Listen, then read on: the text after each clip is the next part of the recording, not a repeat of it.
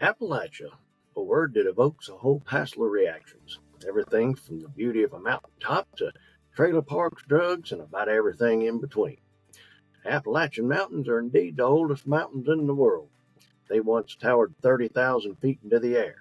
They stretched from eastern Canada through 14 states all the way to Louisiana. The folks that live in these mountains have faced an unending number of tragic and just plain odd happenings that cry out for the telling. Hello, I'm Larry Benton. I was born and raised in these very mountains by a family who themselves were born, raised, and lived for generations in the Appalachian Mountains.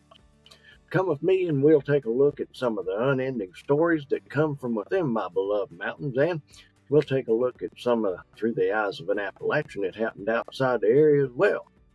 Welcome to Season 5 of Appalachian Murder, Mystery, and Legend. Howdy, my good friends. I hope you're doing well today.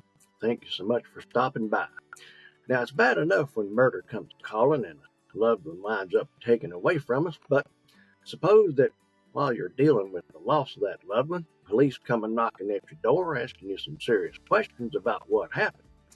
Then, before you know it, you're sitting at the table having a bite to eat when you're pounced on, arrested, dragged downtown, and charged with their murder.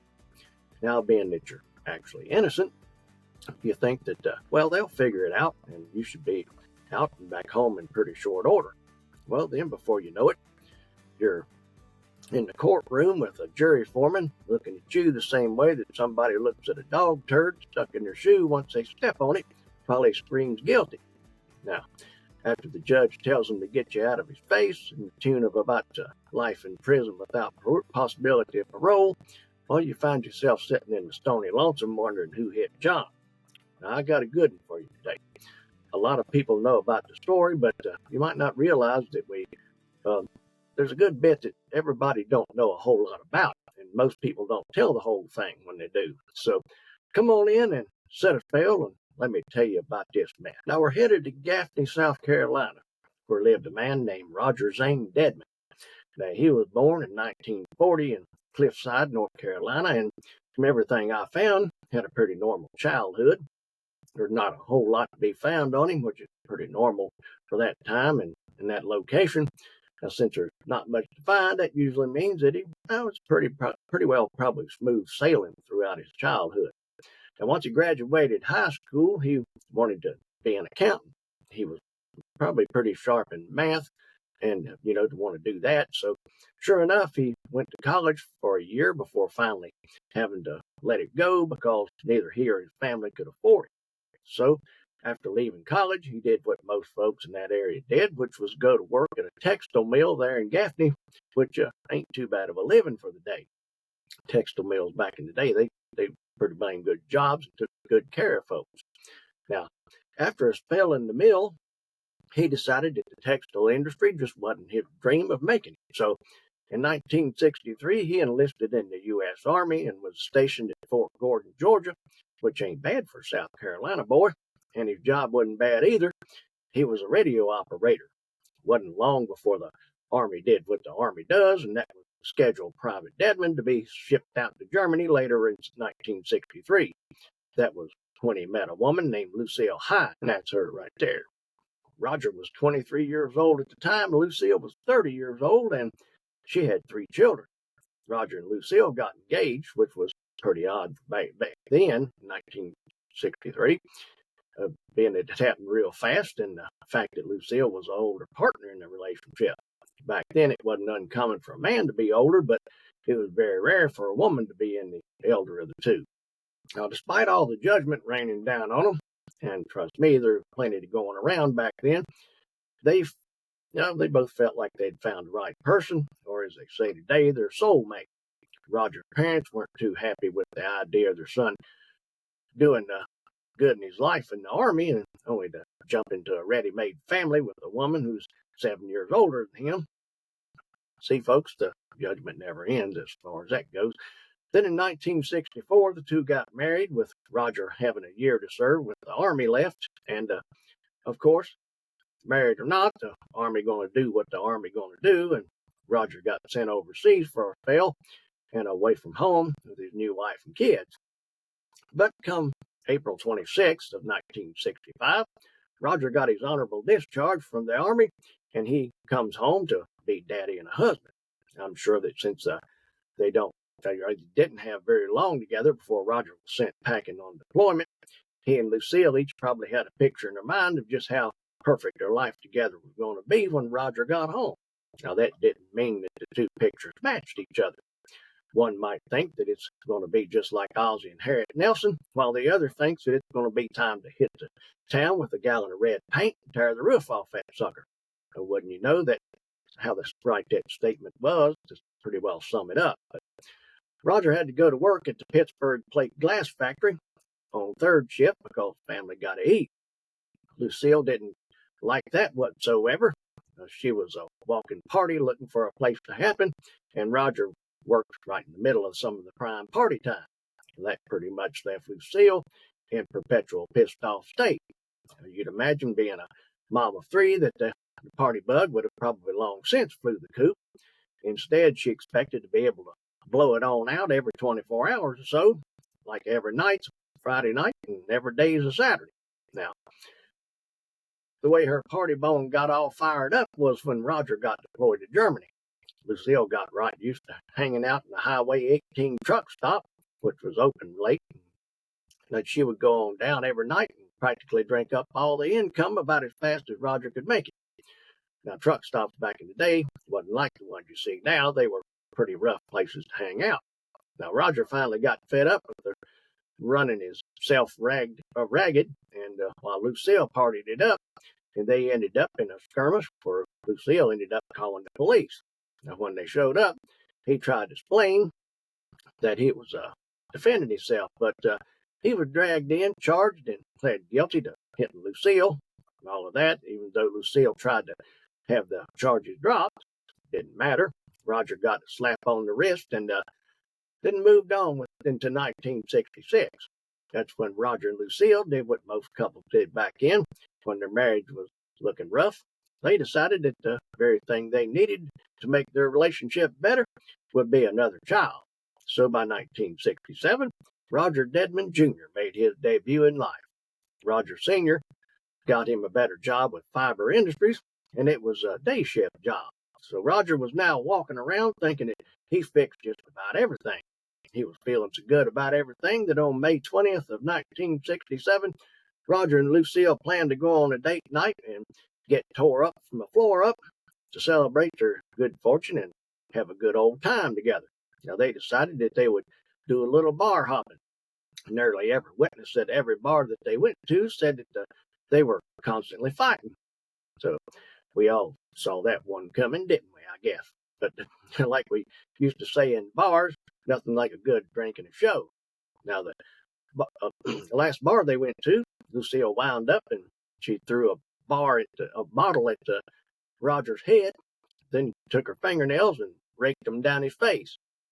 At that point, they figured that it was probably a good idea to head on home before police got involved again, and they were escorted to a cell together, or at least one of them. So both of them were way past Otis on the drunk meter. Neither needed to be driving, but it was the 1960s, and folks did anyway. Heck, folks, it was a pastime back then, if I remember correctly. Anyway, they decided that instead of beelining it for home and thanking God that they made it safe, they were going to grab some grub on the way home. So they stopped by a restaurant to grab a couple of burgers to go, like you do when you're loaded up on the corn squeezins. That's when right there in the parking lot, they decided to have round 36 of their latest all-nighter. And they were out of the car yelling and cutting up a pretty good shine for everybody watching. Finally, Roger called time out and ducked inside to get the burgers. Now, he left Lucille out there in the parking lot where she was so hot you could probably lit a cigar off her forehead. But Roger got the burgers and came back out to find Lucille wasn't nowhere around the car or in the parking lot nowhere. So Roger figures that Lucille must have been a good bit more pissed than he thought she was. He figured that probably one of the friends came by and she jumped in the car for a ride home with them since they probably saw the two of them fighting all night long. It wouldn't be the first time it happened, and Roger thought it probably wouldn't be the last either. But I remember the days before cell phones, and there was a whole lot of anticipating what your significant other was going to do or where they were going to be because you just didn't have a choice. Now, Roger waited around there in the parking lot for a spell to see if she might come back. He thought that she could have got sick from all the drinking and headed off to the ladies' room. He was probably sitting there chewing on his burger and fries, just waiting on her. After a while, he figured that she must sure enough hooked a ride home from somebody, so he managed to get the car pointed in the right direction and keep it between the ditches all the way back home, where he poured himself into bed and slept it all off. A pretty lucky feat for somebody that's teetering on the edge of blackout drunk, I reckon. Now, the next morning, Roger woke up to a knock on his door. He raised up and looked around through his granddaddy of a hangover to see that Lucille wasn't there beside him. So he staggered over and opened up the door, where he found police standing there on his porch with a long horse face of doom looking at him. Once they confirmed who they were talking to, they proceeded to inform Roger that Lucille had been found naked, assaulted, strangled, and laid out right in the middle of the line, on the middle line of Jerusalem Road. Somebody came across her that morning while they were driving down the highway and nearly ran over before they could get stopped. So police asked Roger to come with them over to where they had found her, and I reckon so they could judge his reaction. And when he got there, while they were driving over to the scene, they told Roger that a lady had wrote down his license plate number and called it in to report a driver for drunk driving at about 12:15 that morning. So Roger was happy to explain the whole thing to him. Of course, it was his in bits and pieces because, he'd hit the sauce pretty heavy the night before. He pretty much only remembered drinking with Lucille, them getting into a screaming match, picking up the burgers, and Lucille missing when he came out. He barely remembered anything about driving home. Now, the police did what they always do. They smiled and nodded while Roger explained it all, while thinking that there's just a little more to it than he's willing to admit. And they had a stack of witnesses from 6 different bars saying that the screaming match could be putting it lightly when describing what the two of them were doing. Can't blame the police for thinking that it sounded suspicious. So they asked Roger to take a polygraph. He told them that he would, and by golly, he passed it. But after a few days of interrogation, it was announced to the public that Roger had confessed to murdering his wife. Roger said that he didn't confess to anything. He was so drunk that he honestly couldn't remember what he'd done. Of course, police have heard that one, I guess, through the ages and didn't believe a word of it. So on December 12th of 1967, Roger went to trial, and the prosecutors changed the charge from murder to manslaughter because they figured it'd be easier to prove since they didn't have a written confession. All they had was the word of investigators saying that Roger confessed. Roger's empty memory banks about what happened, along with all the bar patrons who saw the pure sex brawl of a pub crawl all night long between the two of them. Now, after everybody got done putting Roger into the ground like a thumbtack, and the case went to the jury.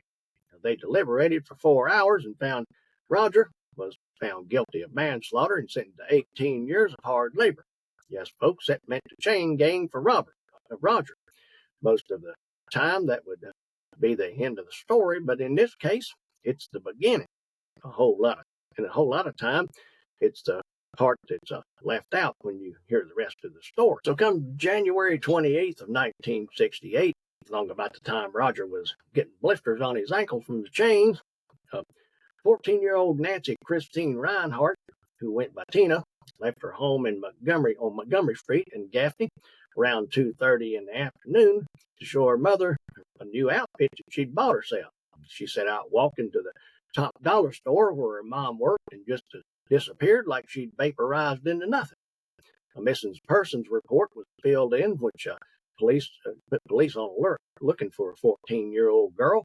Now, the Cherokee County Sheriff's Department and the Gaffney Police Department hadn't bit more and started looking for her when the next day, Nancy Carol Harris, who was a 20-year-old newlywed, went out on the walk to walk her new little poodle puppy that she'd got for Christmas and disappeared along with the puppy, too. Now, the last time she was seen was around 3:40 that evening while she was walking her dog. That made 2 young women missing in the city of Gaffney in just 2 days. Now, anybody that's ever been to Gaffney knows that you don't mess with the good folks of Gaffney in the manner in which they were being messed in this case.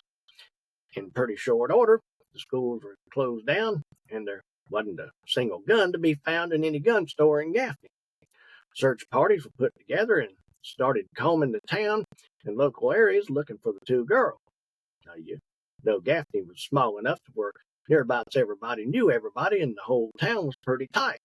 Now, Sheriff Julian B. Wright of Cherokee County announced that the police were pretty much dumbfounded as to what the heck exactly happened. They didn't have any leads because there just wasn't any evidence, and to top it all off, they couldn't find any connection between Tina and Nancy, and the whole town was pretty much fit to be tied. It's probably a good thing that whoever was doing that to the women didn't try to do anything else, or there's a good chance that he'd be in close resemblance of a piece of sweet Swiss cheese, but with folks armed to the teeth and all. Now, then on February 8th, 1968, came the start of the cat and mouse part of the story. Bill Gibbons, no, it wasn't Reverend Billy F. Gibbons of ZZ Top. This Bill Gibbons was the managing editor of the Gaffney Ledger, the newspaper there in Gaffney, of course. Bill got a phone call, and it was from an anonymous man who told Bill to take out 3 sheets of paper and listen tight because he was going to give him 3 stories. Now, he said, on the first sheet, write Nancy Christine at the top, then write these instructions. Go by the junior high school to the Chain Gang Road. Follow the road to the second bridge. Turn off onto a dirt road and go to the top of the hill. Turn left, go to the edge of the woods. Face I-85 and walk a quarter of a mile down through the woods, then up a hill and look for a brush pile. Then he said the second piece of paper, write Nancy Paris at the top of the page, and then write these instructions. Go to the bridge on the Old Fork Road and look in the water, and be sure to get the sheriff to go with you. Then he dropped the bomb, even though they didn't know it was a bomb at the time just yet. He said on the third sheet of paper, write March 20th, 1967, Jerusalem Road, Union County. Annie Lucille Dedman, Spindale, North Carolina. He added that this was not a prank, and make sure you do get the sheriff to go with you. Now we got to remember that this is before any understanding of what a serial killer was. In fact, the term hadn't been born yet, and there hadn't been any Bundy, Dahmer, or Gacy, or anybody else like that. So Bill is sitting there wondering if this guy was some kind of wackadoodle, or just what kind of heck was up with him and what he was up to. Then about 2 hours after talking to Bill, the guy called the Sheriff Wright's office to ask him if Bill Gibbons had called him or not. And the sheriff's department confirmed that Bill had actually come by and talked to the sheriff. In fact, Bill was standing in the sheriff's office when the nutball called. He was telling the sheriff that somebody had called his office, talked for quite a while. He told him to take out a piece of 3 sheets of paper and write all that stuff down. Sheriff Wright thought it was some kind of prank, but he did end up going with Bill just to have a look around. They rode over to the Old Fork Bridge because it was the closest one so far. They stopped the car and got out, went and looked over the side of the bridge, and there they found the naked body of a woman, half on the bank and half face down in the water. She turned out to be one of the missing girls, Nancy Carol Paris. She and her dog both were strangled. When the investigators got on the scene, they were able to tell that Nancy had been assaulted, beaten, and she had cigarette burns all over her back. And right then, they knew that they were dealing with the devil incarnate, and they probably need to follow up on Bill's other 2 sheets of instructions. This time, they loaded up a few officers to go with them, and they went to where the instructions said and found Tina Reinhardt under the brush pile. They could tell that she had bruise around her neck and that she had been assaulted as well. It just so happens that Sheriff heard the caller when he called into his office while Mr. Gibbons was standing there explaining it all to the sheriff. In addition to everything else he said, the wackadoodle told him that he wanted their findings released to the media, and he wanted it said that Bill Gibbons from the Gaffney Ledger had provided all the information that led to those findings. which they did. So now everybody in Gaffney's walking around wondering how Bill knew where the bodies were, thinking that maybe the police ought to be a little tougher on getting some information out of it. I can't blame them because they know, they don't know the when twos and why fours of how everything is happening in the background.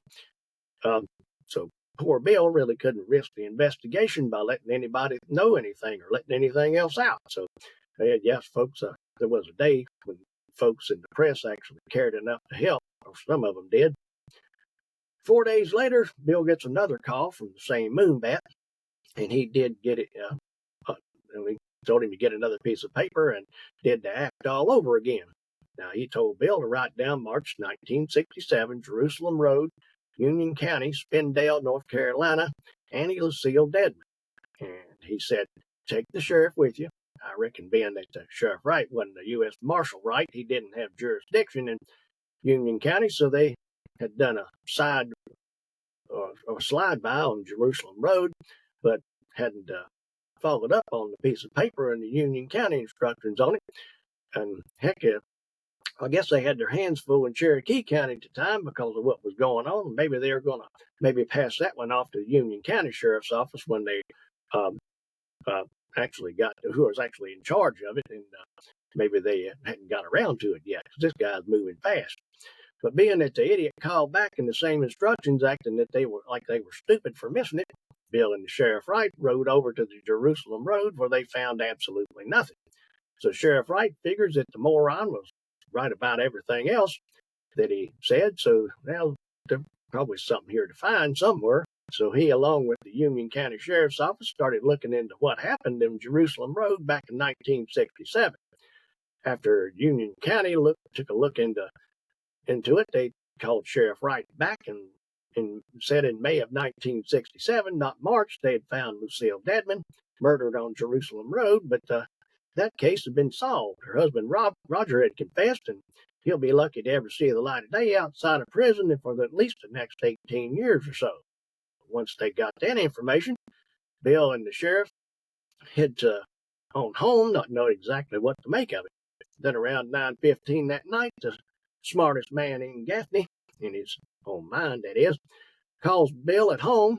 Said you're probably wondering how he got Bill's number. Well, back then there was a phone number directory that was mailed out to phone customers about every year with everybody and their brother's number listed in it, and in alphabetical order on top of it. You could opt for an unlisted number, but it came with an additional cost, which most people didn't pay or didn't want to pay. So it was just a matter of opening that phone book and looking up Bill Gibbons. This time the genius told Bill that he was the one that killed Miss Dedman, just like he killed Miss Parris and Miss Reinhardt. He said, I killed them with them all begging me not to. He said that Miss Dedman passed him near Linder's Vineyard at a high rate of speed on the night that she was murdered. So when she had her husband drunk and passed out on the passenger side, and he said that he got behind them and followed them for a little while. They were heading towards Gaffney when he saw that her husband woke up and they started fighting in the car. He followed them to the restaurant, and when Roger went in to get the burgers, Mr. Pipsqueak said that he walked up to the car and asked Lucille if she needed a ride. He said that Lucille didn't think twice and jumped in his car and went with him. Sounds kind of like this guy is filling in some of Roger's blanks, don't it? The idiot went on and told Bill things that only the killer would know, not just about Lucille, but the other girls too. Bill asked Blowhard why he wouldn't turn himself in, or if he was going to turn himself in, and he asked Bill, do you think I'm crazy? They'd give me the chair. He said that he knew that he was a psycho, but he didn't want to ride the lightning to fix it. Then he said that there's going to be more deaths if they don't catch me. The morning after that call was February 13th, and it was 7:15 in the morning. 15-year-old girl named Opal Diane Buxton was walking to her bus stop with her siblings, and Opal was walking ahead of the others, and Opal's sister Gracie was about 50 yards behind Opal. Opal rounded a corner out of Gracie's sight, and when Gracie heard her scream, she took off running to try to catch up to her and see what was going on. When Gracie rounded the bend, she saw that a white man, 25 to 30 years old, with dark-colored hair, saw him grab her sister and throw her in the trunk of his car. Opal was black, while the other victims of this idiot were white. Now, when the man saw Gracie, he got scared, or she got scared, so she turned around and ran back to her house to get her parents. The Buxtons didn't have a phone in their house, which wasn't that uncommon back then, so Opal's father had to drive to his mother's house to call the police and let them know that his daughter had just been abducted. Folks were already locked and loaded in case the morons struck again, so they jumped right into action and started a manhunt all over the county and the surrounding counties too. It didn't matter to these folks what color anybody was; they were going to do everything that they could to find Opal. Now, come February 14th, a fellow named Henry Transo and his friend Lester Skinner, who was the game warden, went out to join in on the search. They were searching around the Cherokee County back roads. That's when they pulled up on a young white man. He was standing out next to a 1957 Chevy, and he was trying to block the road with law. And that's a picture of the 57 Chevy there. Henry and Lester, well, they hopped out of the car, and when the man saw them coming, he jumped into his 57 Chevy and tore off. So they jumped back into their vehicle, pulled a Buford T. Justice, and took off in high-speed pursuit. Now, the 57 Chevy probably had that tight little 327 set up in it because they never caught up to it, but they were able to get the license plate number, which they promptly turned over to the police, who went back to where the chase started to figure out what the nutball was doing and what he was running from. Unfortunately, that's where they found Opal. She'd been killed in the same manner as the others, except that she'd been stabbed on top of it. While they were doing that, they ran the vehicle tag, and from the high-speed pursuit, which came back to a vehicle owned by a 30-year-old married textile mill worker and father of three named Leroy Martin, and that's him there. On February 17th, police rolled up on the mill where Mr. Martin was working, and that's where they pounced on and arrested him right in front of his co-workers right in the middle of lunchtime. They searched the deviant's house, where they found property that belonged to Lucille Dedman. One shocking thing, when Tina Roberts' family saw Leroy Martin being brought into the jail, they realized that he'd visited Tina's wake, had a cup of coffee with her mother, and offered his condolences. Man, he's a real piece of work, folks. Roger, as he was sitting in his cell at the big house, got the news that there was now new evidence that reared its head in his wife's murder. And he was told that, he'll eventually be exonerated from it. Roger was so overwhelmed that he just sat there crying with joy, probably realizing for the first time that he really didn't kill his own wife, because before that, he had to be thinking that, he just may have and didn't remember. Instead of dropping the charges against him because the government don't like admitting when they're wrong, he was going to be tried again to try to clear up his record. All while Leroy Martin walked around waxing full moon bat. He would confess to the murders, give them a buttload of information, then he'd turn around in a matter of hours and say that, he didn't do it, he don't know what they're talking about. He did claim to have dual personalities. He told police that he could remember standing on a hill and looking down at himself committing the murders. Daisy Martin, who was Leroy's mother, testified at his trial that he would say that he felt like he was two people when he was a little feller growing up. Cherokee County Deputy Ernest Harrington attested to the fact that something would come over Leroy, and Leroy being two names, that's his full name, Lee, and then Roy, that's his middle name, not Leroy like you see often. But something would come over Leroy and transform him into a killer. They had Leroy in the room where they would question him when they asked him to show him how he placed the belt, which turned out to be the murder weapon, around the neck of the victims. So Deputy Harrington volunteered to play the victim in a room full of police officers who stood there watching. They let Leroy slip his belt around Deputy Harrington's neck, and it took the whole room of police officers to pry the deviant off the Deputy Harrington before he faded to black. Now, once they did, Leroy collapsed in the corner, started crying like a baby. And September of 1968, Leroy's trial started up for the murders of Opal Buxton and Lucille Dedman. Leroy pled guilty and received 2 consecutive life sentences. Just after that trial, Roger Dedman decided that he's going to file himself a hefty lawsuit against the Sheriff's Department of Cherokee County and the officers who testified that he confessed when he didn't. Don't blame him there. But on May 20th, 1969, Leroy was set to go on trial for the murders of Christine Reinhardt and Nancy Paris, but he waived his right to a trial. Leroy was handed 2 more consecutive life sentences. Now, even though he had 4 consecutive life sentences, technically, he'd be eligible for parole in just 20 years or so. Once the wackadoodle was in prison, he wrote poor Bill Gibbons a letter. It was actually a pretty nice apology letter telling Bill that he was sorry for putting him and his family through any trouble, and that the warden at the prison actually kept Leroy in solitary confinement for a spell just to watch and see if he was going to be dangerous. Then, after he didn't see any problems, he transferred him over to general population. It was pretty much a loner until June 1st, 1972, when he ran into another inmate named Kenneth Marshall Rumsey, and that would be him with his attorney there. And you'll see why he needs one in a minute.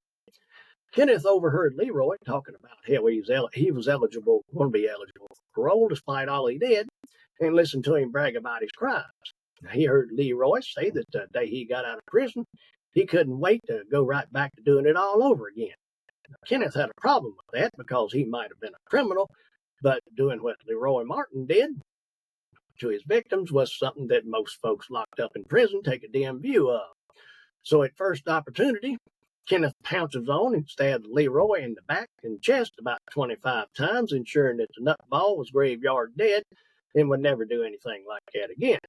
Mr. Rumsey was serving a life sentence already and got another 20 years added to his sentence for his trouble, but he really didn't care. Roger Dedman was finally exonerated and took home a little bit of pay for his trouble, but not near enough, if you ask me. I understand somewhere in the neighborhood of $50,000 or so from what I've read. But at least he was home. And that's the full story of the Gaffney Strangler. And the families of the victims were, of course, never the same after tragedy struck. No matter what happened to the deviant that did it, they were sentenced to life without the loved one that they would never have a chance to be back together with again. Now, I hope you got something out of our story today, folks. If you did, please rate and review the podcast, or if you're watching on YouTube or Rumble, Spotify, throw us a like, and don't forget to subscribe. Follow us wherever you're listening or watch. Come on over to Appalachian Murder Mystery or Legend podcast group on Facebook, where we talk about everything Appalachian or about anything else you want to talk about. And I'll be back real soon with another Appalachian Murder Mystery or Legend, and I will see you then.